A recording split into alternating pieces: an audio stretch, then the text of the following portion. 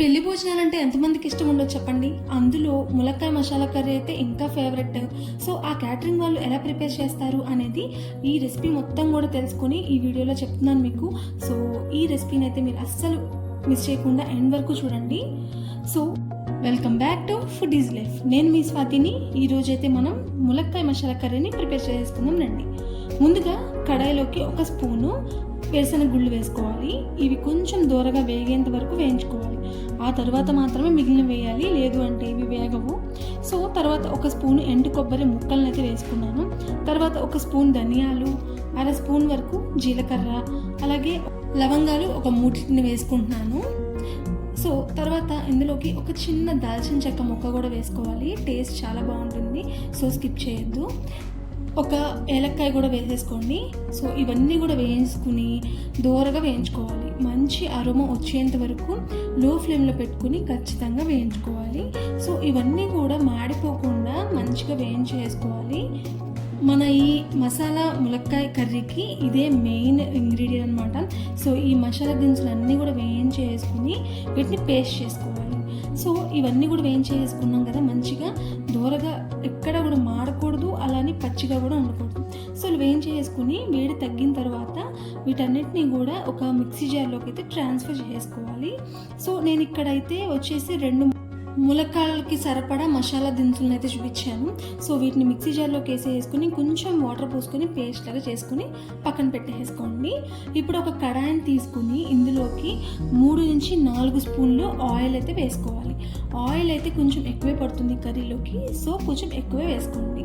తర్వాత ఒక స్పూను జీలకర్ర, అలాగే 2 నుంచి 3 పచ్చిమిరపకాయలు ఇలాగా నిలువుగా చీల్చి చేసుకుని వాటిని కూడా వేసుకోవాలి. ఇప్పుడు ఈ 2 కూడా మంచిగా వేగిపోయిన తర్వాత ఇందులోకి ఒక 2 చిన్న సైజు ఉల్లిపాయలను తీసుకుని ఇలా చిన్న చిన్న ముక్కలుగా అయితే కట్ చేసుకోవాలి.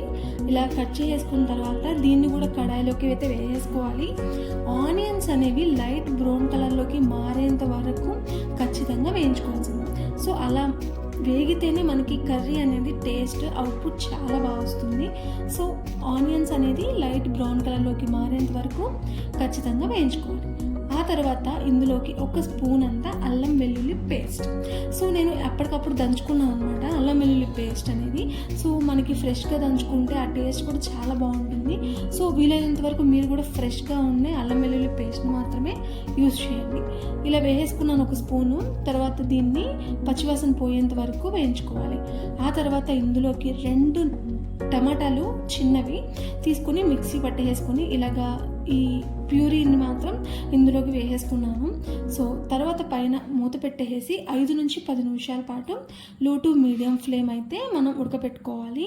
సో మనకి ఇలా మూత తీసిన తర్వాత ఇలా మనకి ఆయిల్ అయితే సెపరేట్ అవుతూ కనబడాలన్నమాట. అలా అయింది అంటే మనకి కుక్ అయినట్టు టమాటా అనేది. సో ఇలా కుక్ చేసుకోవడం వల్ల మనకి టమాటా కూడా పచ్చివాసన పోయి మంచి టేస్ట్ అయితే వస్తుంది కర్రీకి. అల్లం వెల్లుల్లి పేస్ట్ అనేది ఈ టమాటా పేస్ట్తో కలిసి బాగా కుక్ అవుతుంది. సో ఇలా కుక్ అయిన తర్వాత మనకి ఆయిల్ అనేది సెపరేట్ అవ్వడం అయితే మనం గమనించవచ్చు. ఆ తర్వాత మాత్రమే ఇందులోకి టేస్ట్కి సరిపడా సాల్ట్ అండ్ అలాగే కారం, కొద్దిగా పసుపు కూడా వేసేసుకున్నాను. ఇలా వేసేసుకుని అంతా కూడా బాగా మిక్స్ అయ్యేటట్టయితే కలిపేసుకోవాలి. చాలా పెళ్ళిళ్ళలో ఫంక్షన్స్లో ఈ కర్రీ అయితే స్పెషల్ అట్రాక్షన్గా అయితే ఉంటుంది భోజనాలకి.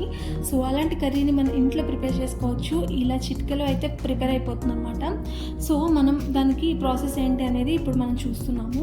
సో ఇందులోకి ఒక 2 మీడియం సైజు ములక్కాయలను తీసుకుని దాన్ని ఇలాగా పైన కొద్దిగా తొక్క తీసేసుకుని చిన్న చిన్న ముక్కలుగా కట్ చేసుకున్నాను. వాటిని ఈ మసాలా ప్యూరీలోకి అయితే వేసుకోవాలి. మనకి టమాటా గుజ్జు ఉంది కదా, సో దీనిలోకి వేసేసుకుని మనం అంతా కూడా మసాలా బాగా పట్టేటట్టు ఉప్పు కారాలతో సహా చక్కగా కలుపుకోవాలన్నమాట ములక్కాయలని. సో ఇలా కలిపేసుకుని పైన మూత పెట్టేసుకుని మగ్గ పెట్టేసుకోవాలి. ఇలాగా మనం 10 నుంచి 15 నిమిషాల పాటు లో ఫ్లేమ్లో మగ్గించుకున్నాం అనుకోండి, మనకి ములక్కాడ అనేది ఇక్కడే ఒక 60% వరకు ఉడికిపోతుంది అనమాట. సో ఇలా మూత పెట్టేసుకుని ఒక 15 మినిట్స్ తర్వాత చూసుకుంటే మనకి ఆల్మోస్ట్ మనకి మసాలా అయితే బాగా పట్టేసి ములక్కాడకి చాలా బాగుంది. స్మెల్ అండ్ అలాగే చూడడానికి కూడా చాలా బాగుందన్నమాట. సో ఇప్పుడు ఇందులోకి మనం ప్రిపేర్ చేసుకున్న మసాలా పేస్ట్ ఉంది కదా, సో దాన్ని అయితే యాడ్ చేసేసుకుంటున్నాను.